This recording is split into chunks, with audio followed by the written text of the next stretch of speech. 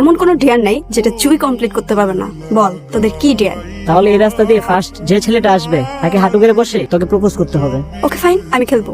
জুই হার মানার মেয়ে না। I love you. আপু আমাকে বলতেছেন? তোমাকে বলতেছি, এত সুন্দর একটা মেয়ে তোমাকে প্রপোজ করলো আর তুমি এইভাবে ইগনোর করতেছো। সুন্দর মেয়ে কোথায়? এই ক্যাম্পাসে সব ছেলেরা আমার পিছনে ঘুরে, আর তুমি বলতেছো কোন মেয়ে? এই ক্যাম্পাসের সব থেকে সুন্দর মেয়ে আমি। ও আচ্ছা আচ্ছা, ক্যাম্পাসের সব ছেলেরা যদি আপনার পিছনে ঘুরে তাহলে সব ছেলের কমপক্ষে রুচি 3 বেলা খাওয়া উচিত। তাদের মাথায় ঝামেলা আছে। আসি আপু। আরে তোরা সবসময় আমাকে দেখে এমন করিস কেন? আরে ভাই, কার সাথে কিভাবে কথা বলতে হয় তুই তো সেটাও জানিস না। তোর এই ঠুটকারেমি স্বভাবের জন্য ভার্সিটি সবাই তোর উপর বিরক্ত। আমি তো কখনো মিথ্যা কথা বলিনি, আমি সবসময় সত্য কথা বলি। সেটা কি আমার দোষ? এই ছেলেটা কে রে? একবার সরিও বললো না। আরে তোর তো ভাগ্য ভালো, ওর সাথে তোর কথা হয়নি। কখনো কাউকে ভালো কিছু বলেছে বলে তো আমার মনে হয় না, আর এজন্যই ভার্সিটি কি ওকে পছন্দও করে না। খুব ইন্টারেস্টিং কিন্তু দেখলাম ক্লাসে একা একা বসে, কেউ সাথে কথাও বলে না। হ্যাঁ, কিন্তু ভুলে কথা বলার বা ফ্রেন্ডশিপ করার চিন্তা তুই মাথায় আনিস না। সবাই ওকে ইগনোর করে, তোরও উচিত ওকে ইগনোর করা। আর এমনিতেও আমার মনে হয় না কোনো মেয়ের প্রতি ওর আকর্ষণ আছে বলে। হ্যালো, জি আমি। আমার কলমটা পড়ে গিয়েছে, তো কি হয়েছে? তো উঠিয়ে দিন। আমি কলম উঠাবো? আমাকে কেন উঠাতে হবে? আরো তো অনেকেই আছে, তাই না? ইয়েস স্যার, আমি জানি ক্লাসে অনেক মানুষ, কিন্তু আমি চাই কলমটা আপনি উঠান।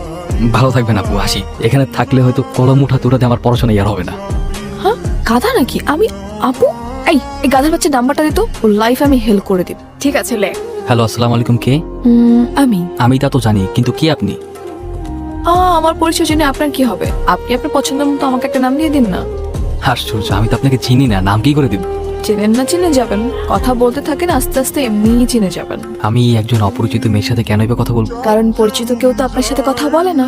বাবা ডেকেছো? তুমি নাকি বডিগার্ডদের তোমার সাথে ভার্সিটিতে যেতে নিষেধ করেছো? হ্যাঁ। কারণ বাবা, তোমার এসব বডিগার্ডদের জন্য আমার কোনো ফ্রেন্ড আমার সাথে মেশে না, আমার কাছে এসে কথা বলার সাহস পায় না। একটা মানুষ একা একা কতক্ষণ থাকতে পারে তুমি বলো তো? অনেক তো হয়েছে বাবা, অনেক হয়েছে। আমাকে চাপ দেয়ালের মধ্যে অনেক বন্দি করে রেখে আমি তো বড় হয়েছি, এবার একা ছাড়ো। চাঁদেল বলতে তুমি কি বুঝাচ্ছ? তোমাকে তো আমি বন্দি করে রাখিনি, না তো তোমাকে কোথাও যেতে নিষেধ করছি। আমার মেয়ের লাইফ যাতে রিস্কে না পড়ে এই জন্য বডিগার্ড রেখেছি। আর বডিগার্ড রাখাটা আমাদের পারিবারিক রীতি।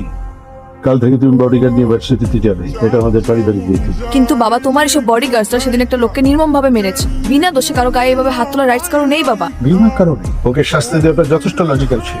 একটা রাস্তা থেকে আমার মেয়েকে প্রপোজ করবে, ওকে মেরে যে হাত পা ভেঙে দেয়নি, এটা কপাল। হ্যাঁ, ঠিক এই কারণে তোমার বডিগার্ডদেরকে আমার সাথে যেতে নিষেধ করেছি। আর তোমাকে বলে দিচ্ছি, তুমি যদি আমাকে পাঠাও ওদেরকে আমার সাথে, তাহলে কিন্তু ভার্সিটিতে জব অফ করে দিব, নিজেকে চার দেয়ালের মধ্যে বন্দি করে ফেলবো। অনেক হয়েছে বাবা, আর কত? তোমার এসব অ্যারোগেন্ট বিহেভিয়ার আমি নিতে পারতেছি না। আমি তো একটা মানুষ, আমাকে একটা ছাড়ো প্লিজ, ভালো লাগে না আমার এইসব।